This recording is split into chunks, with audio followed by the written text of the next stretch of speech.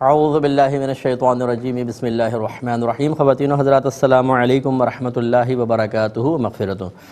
Programme احکام شریعت اور فقہ حنفی سے متعلقہ مسائل کے ساتھ حاضر ہیں۔ ایک آفر کوسچن تھا کہ 4 دوست تھے، کھانا کھانے گئے، بل پر غور کیا تو 1000 بل بننا تھا، سب کے حصے میں 250 روپے آنے تھے۔ تو ایک نے 3 سے پیسے جمع کیے اور پھر اس نے بینک کے تھرو اس کو کوئی بینیفٹ وغیرہ مل رہا تھا کسی کارڈ پر، تو اس نے اپنے 250 روپے بینک کے تھرو پے کروا دیے۔ اس طرح خود کچھ نہیں دیا، وہ انہوں نے دے دیا اور وہ اس نے بینک سے بینیفٹ حاصل کیا۔ ایسا کرنا جائز تھا یا نہیں؟ دیکھیں، ہم نے پہلے بھی آپ کو بتایا کہ بینک میں جو کچھ آپ پیسہ رکھواتے ہیں اس کی شرعی حیثیت قرضے کی ہے، اور یہ حدیث ہے کہ نبی کریم صلی اللہ علیہ وسلم نے ارشاد فرمایا کہ جو قرضہ نفع کھینچے وہ نفع سود ہے، لہذا اس پیسے پر جو بھی بینیفٹ حاصل کیا جائے گا وہ سود کے زمرے میں آئے گا، جبکہ باقاعدہ اس کا ایگریمنٹ ہوا ہو۔ یعنی بینک نے آفر کی کہ آپ اتنا پیسہ رکھیں آپ کو یہ ملے گا، یا آپ کا اور اتنا پیسہ بڑھا دیں، ایک لمٹ بتا دی، اس پر آپ کو فلاں بینیفٹ ملے گا، اور آپ باقاعدہ ایگریمنٹ کرنے کے بعد کرتے ہیں تو یہ غلط ہوتا ہے۔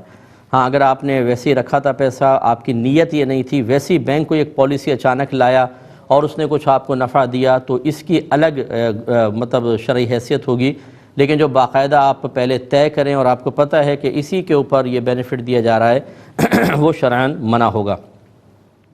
یہ کہتے ہیں ایک بلڈر نے اپنی ایک بلڈنگ بنائی اور اس کی بکنگ کی شرط یہ رکھی کہ اگر کوئی شخص فل پیمنٹ کر دے گا تو اسے، یہ 3 سال میں بلڈنگ کمپلیٹ ہونی ہے، تو اسے جو بھی فل پیمنٹ کرے گا اسے ہر ماہ ایک فکس اماؤنٹ بطور پروفٹ دیا جائے گا۔ کیا شرعاً یہ جائز ہے یا نہیں ہے؟ دیکھیں، یہ شرعاً جائز نہیں ہے، کیونکہ مسئلہ یہ ہے کہ کس چیز کا وہ پیسہ دے گا۔ اگر تو فرض کر لیں پہلے شاپس بن جاتی ہیں اور آپ نے شاپ میں انویسٹمنٹ کی ہوتی، اور اب وہ شاپ بند ہیں جب تک کہ بلڈنگ تعمیر نہیں ہو جاتی، اور وہ بلڈر کہتا ہے کہ بند شاپ کے میں آپ کو پیسے دیتے رہوں گا، تو گنجائش نکلتی، کیونکہ یقیناً یہ پروفٹ کسی نہ کسی چیز کے بدلے میں تو ہوگا نا۔ یا تو آپ ڈائریکٹ بلڈنگ کے اندر انویسٹمنٹ کرتے تو آپ کو پروفٹ ہوتا، یا آپ کی کوئی چیز تیار ہو جاتی اس کو بطور اجارہ اس کے حوالے کرتے تو ہوتا۔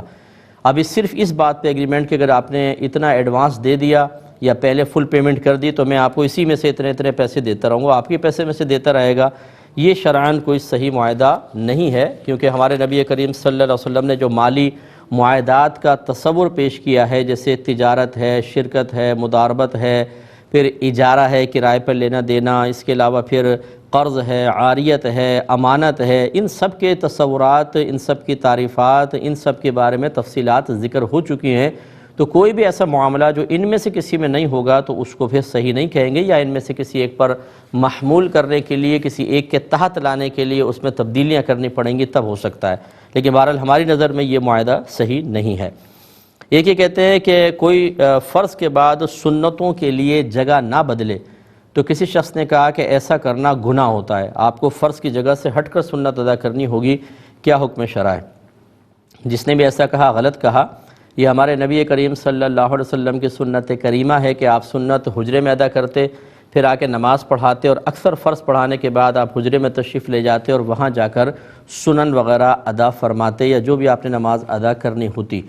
اس سے یہ نتیجہ نکالا کہ جی جہاں فرض ادا کیے نبی کریم نے دوسری جگہ جا کے سنت پڑھی، تو سنت مبارکہ یہ آپ کہہ سکتے ہیں کہ جگہ تبدیل کر لی جائے کہ نبی کریم کے اس سنت پر عمل بھی ہو جائے گا، اور جہاں مسلمان نماز ادا کرتا ہے میرے آقا صلی اللہ علیہ وسلم کے فرمان ذیشان کے مطابق زمین کا وہ حصہ زمین کے دوسرے حصوں پر فخر کرتا ہے، تو یوں مختلف زمین کے حصوں کو سعادت بخشنا تاکہ وہ فخر کریں اور خوش ہوں، اس کے لیے اس نیت سے کر سکتے ہیں، لیکن بہرحال یہ گناہ نہیں ہے کہ آپ فرض پڑھا اور اسی جگہ آپ نے سنن پڑھ لیں۔ اکثر گھروں کے اندر ایسی ہوتا ہے، فرض پڑھتے ہیں اسی مصلی پر اسی جگہ کھڑے ہو کر سنن نوافل بھی پڑھ رہے ہوتے ہیں، اس میں شرعاً کوئی حرج نہیں ہے۔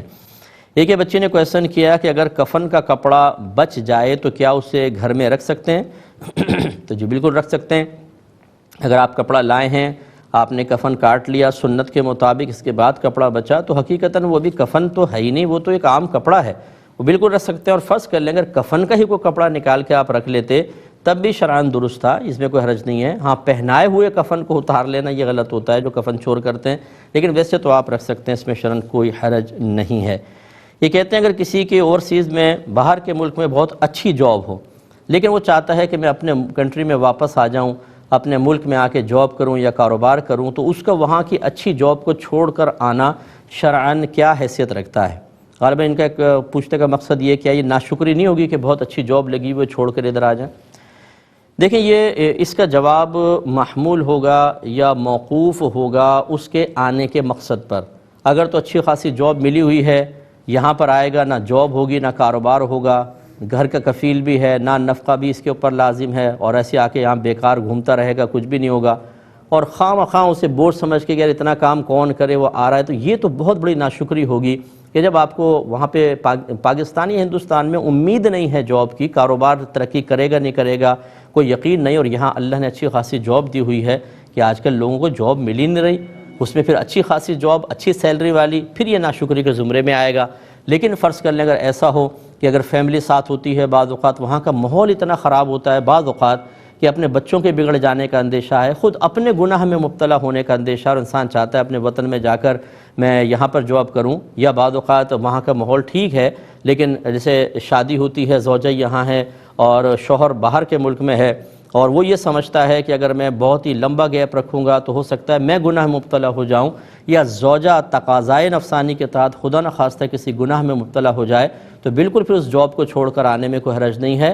لیکن یہاں پر جہاں پہ وطن پہ آپ واپس آ رہے ہیں، جاب کا یا کاروبار کا اچھا انتظام کریں، کیونکہ جب انسان مالی لحاظ سے مینٹلی ڈسٹرب ہوتا ہے تو پورا گھر ڈسٹرب ہو جاتا ہے۔ یہ مطلب عدم توازن نہیں ہونا چاہیے، اچھی طرح سوچ سمجھ کر ماحول کو دیکھ کر پھر فیصلہ کرنا چاہیے۔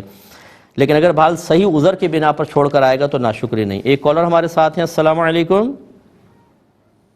ورحمۃ اللہ وبرکاتہ۔ جی جی میرا سوال ہے کہ اگر 15 دن سے زیادہ کہیں جا کے ٹھہرنا ہو تو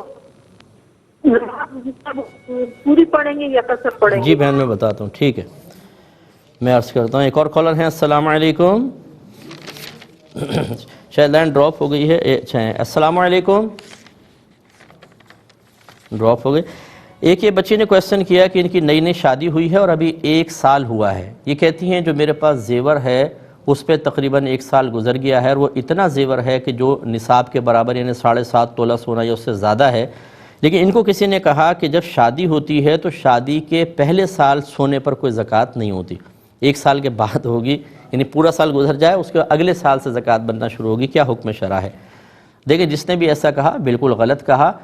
زکوٰۃ کے وجوب کے لیے شادی کا ہونا یا اس کا پہلا سال ہونا یا نہ ہونا یہ کوئی شرط میں سے مقرر نہیں کیا گیا ہے، لہٰذا اگر بچی، یقینی سی بات ہے کہ بالغہ ہی ہوگی، بعض اوقات نابالغ کا نکاح بھی کر دیتے ہیں تو اس پہ تو خیر اس کی زکوٰۃ نہیں بنے گی، لیکن اگر بالغہ بچی ہے اور اس کے مال پر جو اس کی ملکیت میں آیا ہے، سونا ہے یا چاندی ہے، اس پر سال گزر گیا ہے تو چاہے شادی کا پہلا سال ہی کیوں نہ ہو تو بہرحال زکوٰۃ واجب ہوگی۔ اور میں بارہا آپ کو یہ تنبیہ کرتا رہتا ہوں کہ اس قسم کا غلط مسئلہ بتانا یہ گناہ کبیرہ ہوتا ہے، جب تک نہ معلوم ہو تو خاموش رہیں، تباہ آزمائی نہ کریں۔ اب اگر یہ بچی زکوٰۃ ادا نہ کرتی اس کی بات سن کر تو بچی تو الگ گناہ گار ہوتی کہ ان کو فرض تھا علم سیکھنا، نہیں سیکھا اور صحیح شخص سے رجوع نہیں کیا، لیکن اس شخص نے ان کو بھی گناہ میں مبتلا کیا، خود بھی گناہ گار ہوا اور غلط مسئلہ بتایا۔ نبی کریم صلی اللہ علیہ وسلم کے فرمان ذیشان کے مطابق جو بغیر علم کے فتویٰ دے اس پہ زمین و آسمان کے تمام فرشتے لعنت کرتے ہیں، اس لیے اس سے اجتناب کریں۔ یہ بھائی ایک کالر چلے پہلے ساتھ ہیں، السلام علیکم۔ السلام جی بھائی جان۔ جی مفتی صاحب، میرا سوال یہ ہے کہ جمعے کی نماز میں جب ہم خطبے کے انتظار میں بیٹھے ہوتے ہیں تو اس دوران ہم لوگ کیا قضا نماز پڑھ سکتے ہیں؟ اور دوسرا سوال یہ ہے کہ یہاں پہ سعودی عرب میں ہوں میں، یہاں پہ جو یہ مولوی اگر وہ نماز پڑھا رہے ہوتے ہیں تو وہ سجدہ سہو اگر ان کو جب ضرورت محسوس ہوتی ہے تو وہ تشہد اور درود شریف پڑھ کے اور دعا پڑھ کے آخر میں 2 سجدے کرتے ہیں اور پھر سلام پھیرتے ہیں، تو ایسا کیا ہم اکیلے نماز پڑھتے ہوئے کر سکتے ہیں یا نہیں؟ ٹھیک ہے، ایک بحث کرتا ہوں۔ ایک اور کالر ہے، السلام علیکم۔ شاید لائن ڈراپ ہو گئی ہے، پہلے انہی کویسچنس کو لے لیتے ہیں۔ بہن نے فرمایا کسی جگہ پر ہم گئے اور 15 دن سے زائد ٹھہرنے کی نیت ہے تو نماز پوری پڑھیں گے یا قصر پڑھیں گے؟ دیکھیں سب سے پہلے جو یہ نیت کرنا چاہتا ہے اس کو یہ دیکھنا ہوگا کہ وہ اپنی نیت میں آزاد ہے یا نہیں۔ کہنے کا مطلب یہ ہے کہ مثال کے طور پہ ایک ماتحت ہے، اپنے افسر کے ساتھ کسی شہر میں گیا ہے، افسر نے 10 دن کی نیت کی، اس نے 15 دن کی نیت کر لی تو اس کی نیت کا اعتبار نہیں، کیونکہ اپنی نیت میں آزاد نہیں ہے، افسر کے تابع افسر جائے گا تو اس کو بھی جانا پڑے گا، تو پھر یہ 15 دن کی نیت اس کو کام نہیں دے گی۔ ایسی اگر بیوی شوہر کے تابع ہو کہ شوہر کی مرضی چلتی ہے، وہ چاہے تو جلدی نکل جائے، اور زوجہ نے 15 دن کی نیت کر لی لیکن شوہر کہتا ہے ہم تو بس 1 ہفتے میں جائیں گے، تو پھر شوہر کی نیت کا اعتبار ہوگا، 15 دن سے کم ہی شمار ہوں گے۔ تو اب حکم شرعی ہوتا ہے کہ اگر 15 دن یا اس سے زائد ٹھہرنے کی نیت کی ہے تو نماز پوری پڑھتے ہیں، اس سے کم ہو تو قصر کرتے ہیں، لیکن جیسے میں نے بتایا اگر کوئی تابع شخص 15 دن سے زیادہ کی بھی نیت کر لے تو اس کی نیت کا اعتبار نہیں، جو اس کا متبوع ہے، جس کی یہ متابعت کر رہا ہے اسے دیکھیں، اس کی نیت اگر 15 دن سے کم کی ہے تو قصر ہوگی، 15 دن سے زیادہ ہے تو پوری ہوگی۔ ہاں ایک میں عرض کر دوں، بعض اوقات یہ لکھا ہوتا ہے جب شادی وغیرہ ہوتی ہے نکاح نامے میں مہر کے بارے میں معجل، عین کے ساتھ معجل، اس کو عند الطلب بھی کہتے ہیں۔ اس کا حکم شرع یہ ہوتا ہے کہ اگر شوہر نے ابھی تک ادا نہیں کیا تو بیوی اپنی نیت میں مستقل مانی جاتی ہے۔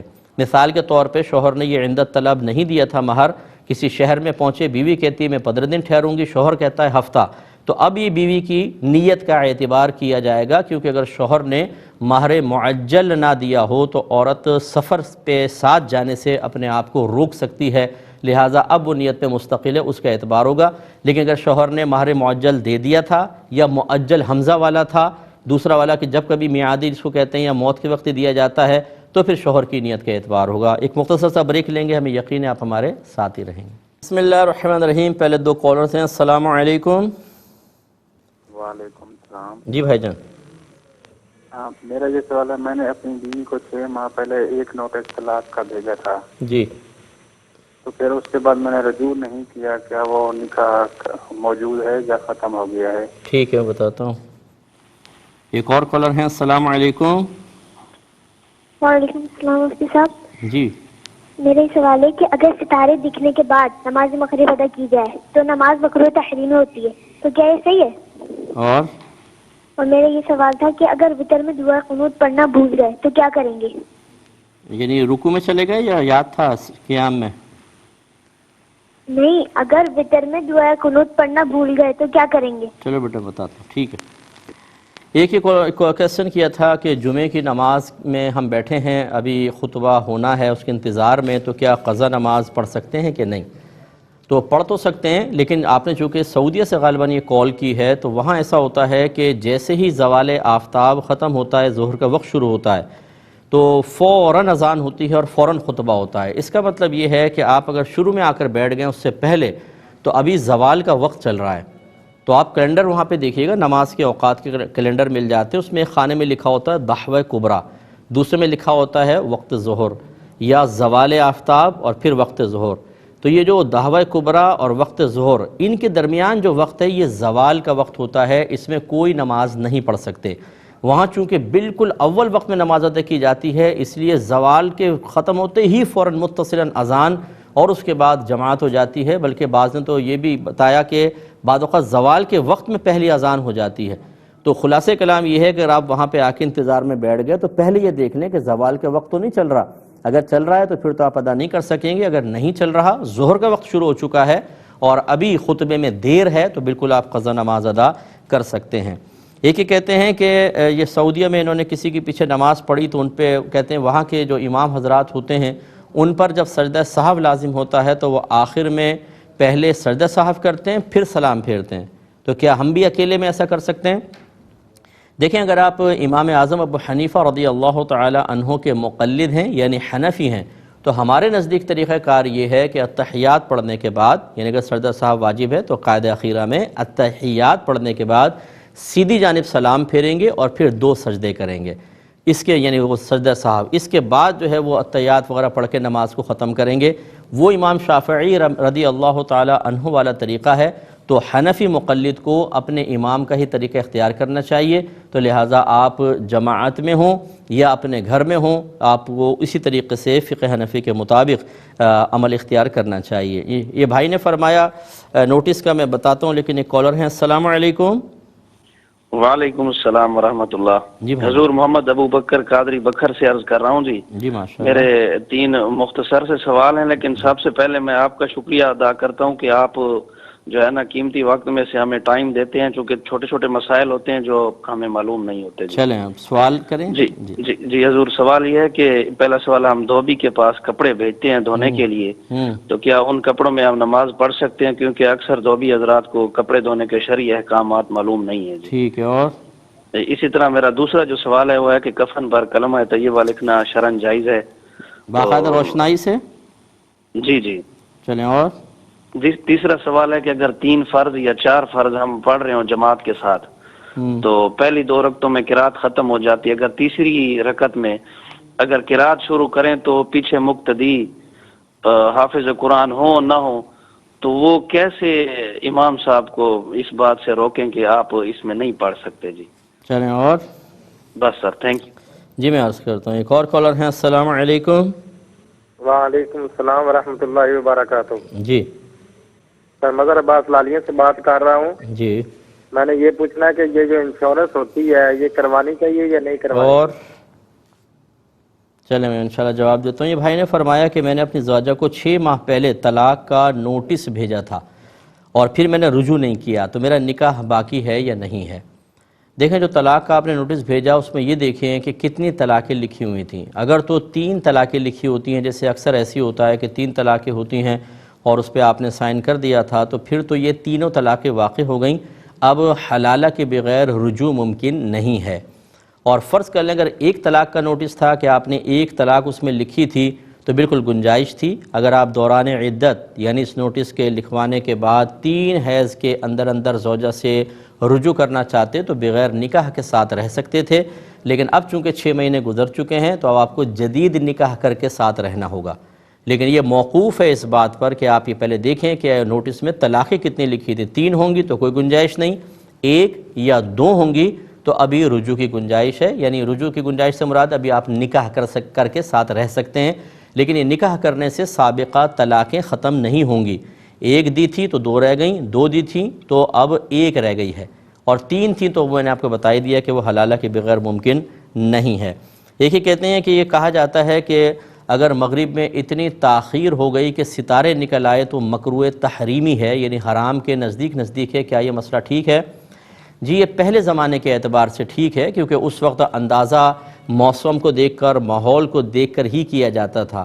سورج کی روشنی دیکھ رہے ہیں، غروب آفتاب کے وقت روشنی دیکھی جا رہی ہے، اور اس سے پھر مغرب کا یا طلوع فجر وغیرہ کا اندازہ کیا جاتا تھا. ایسے ہی زوال کے وقت سورج کی گردش کو دیکھ کر پھر اندازے ہوتے تھے. تو اس وقت یہ فقہا نے لکھا کہ اگر کوئی تاخیر کرے گا تو اسے کیا پتہ کہ عشاء کا وقت داخل ہو جائے. تو اگر ستارے نکل آئے تو ہو سکتا ہے پتہ بھی نہ چلے اور عشاء کا وقت داخل ہو جائے غلطی سے، تو اس کی نماز قضا ہو جائے گی. تو اتنی تاخیر کو مکروہ تحریمی قرار دیا.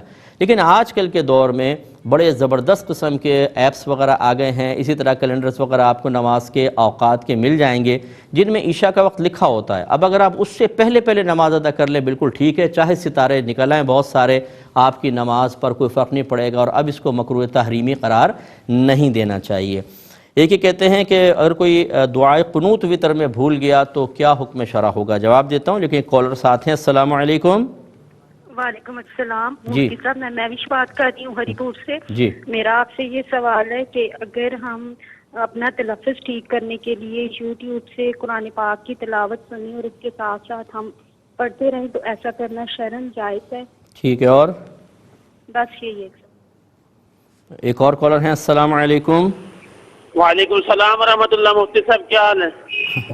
ابھی تک تو ٹھیک تھے، اب آگے کا اللہ جانتا ہے. بہرحال جی فرمائیے. اللہ تعالیٰ خیر کرے گا. یہ پوچھنا تھا مفتی صاحب، امام صاحب ہیں التحیات کے اندر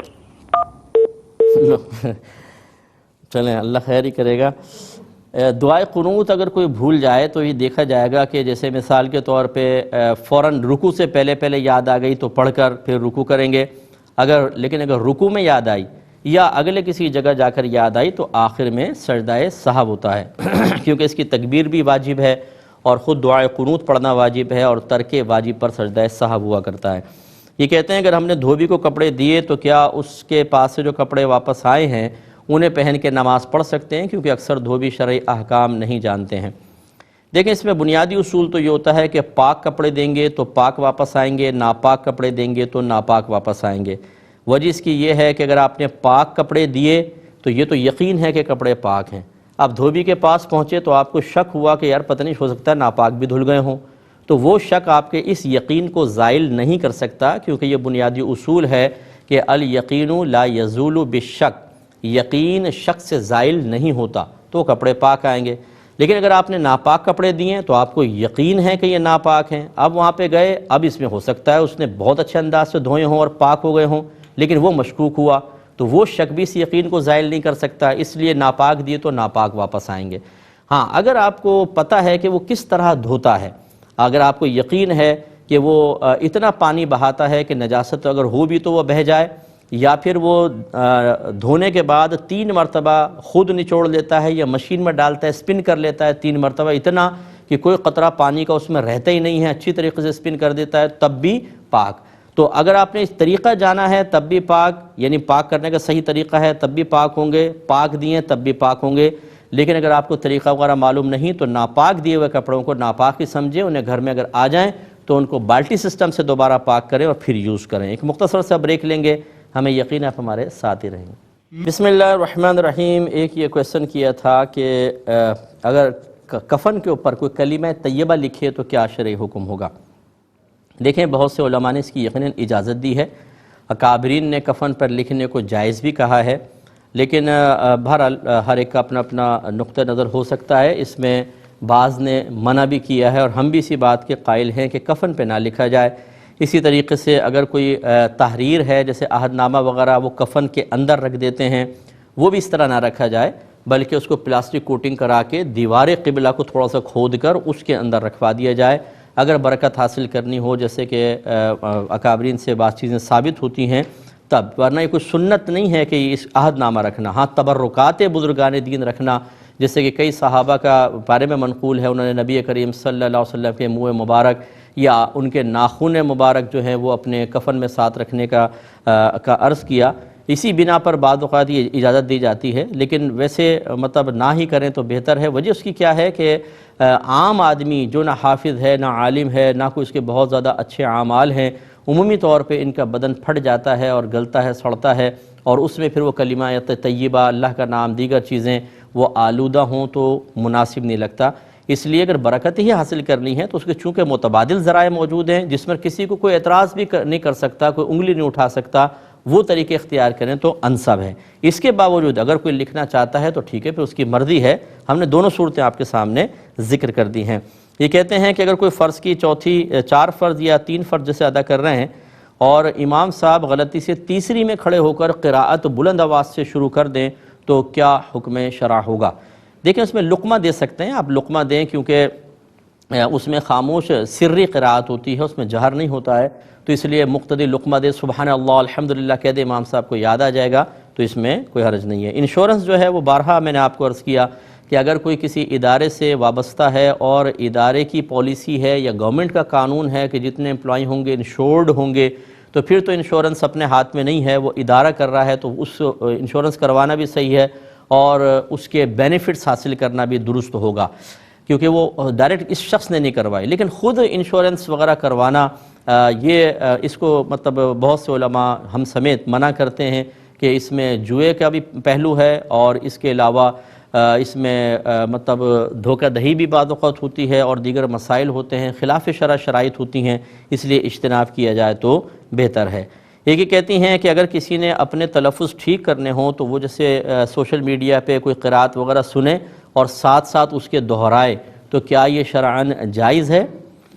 دیکھیں ویسے تو جب قرات ہو رہی ہو، اگر آپ نے صرف سماعت کرنی ہو تو حکم شرع یہی ہوتا ہے کہ بالکل خاموشی سے اس کو سنیں، اس وقت اس کو دہرانا یا کلام کرنا منع ہوگا۔ لیکن تعلیم و تعلم اس سے مستثنیٰ ہوتے ہیں، یعنی اگر آپ سیکھنے کی نیت سے کر رہے ہیں تو اب اگر کوئی قرات کر بھی رہا ہے تو اس پہ آپ اس کو دہرا سکتے ہیں، کیونکہ اب سیکھ رہے ہیں۔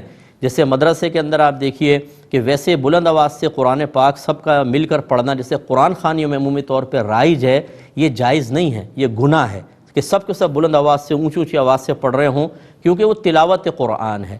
لیکن اگر مدرسے میں بچے بلند آواز سے پڑھ رہے ہیں جیسے حفظ کر رہے ہوں تو پورے مدرسے میں کتنی آواز ہوتی ہے، یہ بالکل جائز ہے، کیونکہ یہ تعلیم اور تعلم ہے، یہ قرآن سننا نہیں ہے، یہ قرآن سیکھنا سکھانا ہے، تو اس کے احکام جداگانہ ہوتے ہیں۔ لہٰذا اگر آپ سوشل میڈیا پر اس طرح کی کوئی قرات سنتی ہیں تاکہ میں دہراؤں تو میرا تلفظ ٹھیک ہو جائے، تو تعلیم و تعلم کے تحت آنے کی وجہ سے یہ بالکل جائز ہوگا۔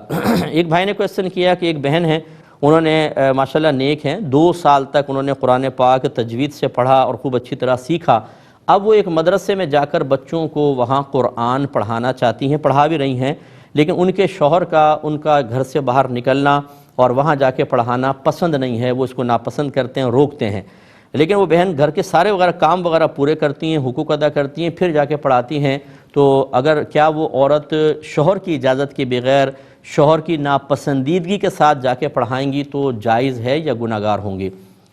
دیکھیں گناہ گار ہوں گی، کیونکہ زوجہ پر شوہر کی اطاعت اس سلسلے میں لازم ہے، بغیر اجازت شوہر کے وہ باہر نہیں نکل سکتی ہیں، اگر شوہر نے منع کیا کتنا ہی پاکیزہ مقصد کیوں نہ ہو نہیں جا سکتے ہیں۔ اگر وہ شادی شدہ نہ ہوتی تو ماں باپ کی اجازت درکار تھی، اب چاہے وہ کتنے ہی پردے کے ساتھ نکلیں، کتنا ہی وہاں کا ماحول محفوظ ہو، کتنا ہی راستہ پرامن ہو، لیکن پہلی شرط یہ ہے کہ شوہر سے اجازت لے کر جائیں۔ اگر شوہر ہی ناراض ہے، شوہر اس چیز کو ناپسند کرتا ہے تو ان کو اطاعت کرنی چاہیے۔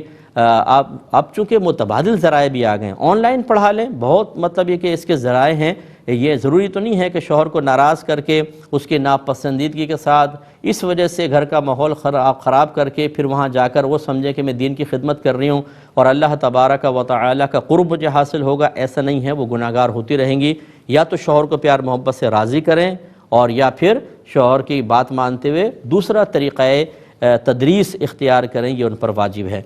یہ کہتے ہیں کہ اگر کوئی مسلمان جنگی قیدی ہو جائے یا فرض کر لیں کہ وہ جاسوس وغیرہ ہو اور مخالف کے ہاتھ پڑ جائے اور اذیت کے خوف کی وجہ سے خودکشی کر لے تو کیا اس کے لیے شرعاً جائز ہوگا یا نہیں ہوگا؟ دیکھیں اگر تو مقصود صرف اذیت سے بچنا ہے اور کوئی چیز نہیں ہے تو پھر تو شرعاً اس کی اجازت نہیں ہوگی، کیونکہ خودکشی شرک کے بعد بہت بڑا گناہ کبیرہ ہے، اس لیے اس گناہ کبیرہ کی اجازت نہیں ہوگی، اس کو ہمت رکھنی چاہیے۔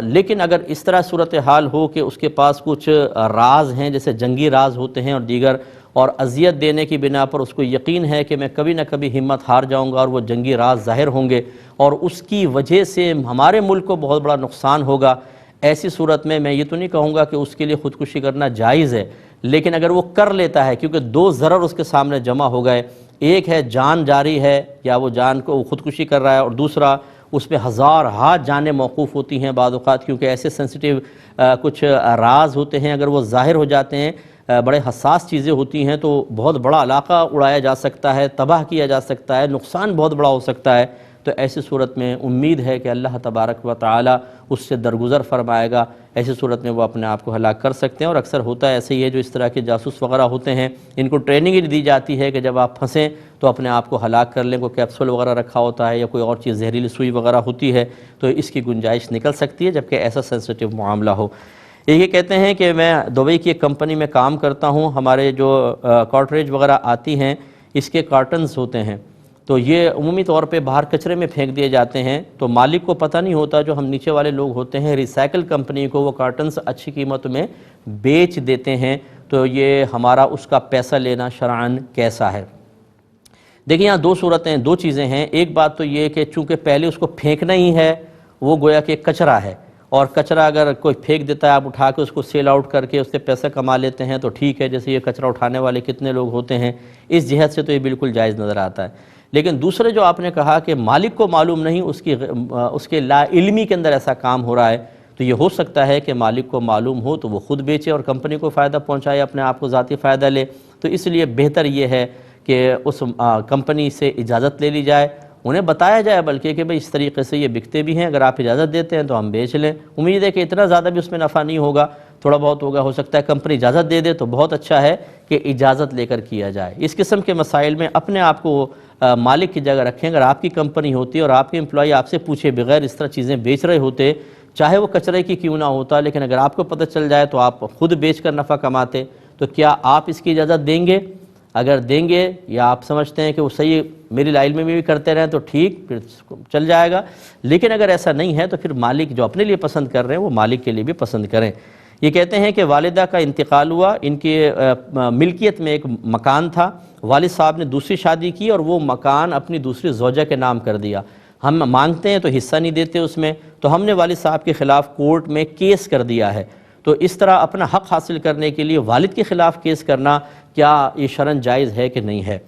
دیکھیں سب سے پہلی صورتحال تو وہی تھی جو آپ نے کی کہ والد صاحب سے پیار محبت سے لیتے، اس میں ادب بھی تھا، احترام بھی تھا، والد صاحب کے لیے تکلیف بھی نہیں تھی، لیکن چونکہ وہ نہیں مان رہے، آپ کا حق نہیں دے رہے بلکہ دوسری زوجہ کے نام کر دیا، ایسی صورت میں اپنا حق حاصل کرنے کے لیے اگر آپ کیس کرتے ہیں تو شرعاً بالکل جائز ہے، لیکن اس کیس کے دوران کوئی بدتمیزی نہ ہو، بے ادبی نہ ہو، انہیں سزا وغیرہ کا کوئی سلسلہ نہ کیا جائے تو اس کی بالکل گنجائش نکلے گی۔ اللہ تبارک و تعالیٰ عمل کی توفیق عطا فرمائے، اپنے میزبان کو، ہماری QTV کی پوری ٹیم کو اجازت مرحمت فرمائے، ہمارے لیے دعا کریں، ہم آپ کے لیے دعا گو ہیں کہ ہم سب کو اللہ تعالیٰ علم دین سیکھنے سکھانے اور ساری زندگی اس پہ عمل کرنے کی توفیق عطا فرمائے۔ آمین۔ وآخر دعوانا ان الحمد للہ رب العالمین۔